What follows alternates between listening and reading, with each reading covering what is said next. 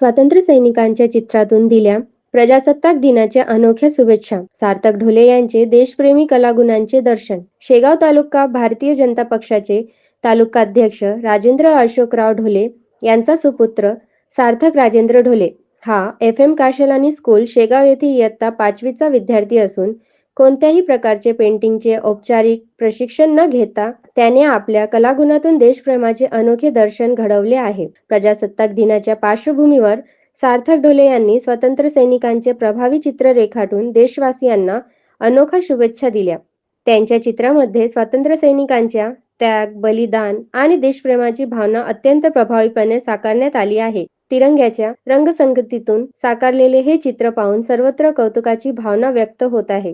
विशेष म्हणजे चित्रकलेसोबतच सार्थक यांनी स्वतः लिहिलेल्या कवितेतूनही देशभक्तीची भावना व्यक्त केली जात आहे. त्यांनी लिहिलेली कविता उत्सव तीन रंगाचा, आभाळी आज सजला, नतमस्तक मी त्या सर्वांसाठी ज्यांनी भारत देश घडवला.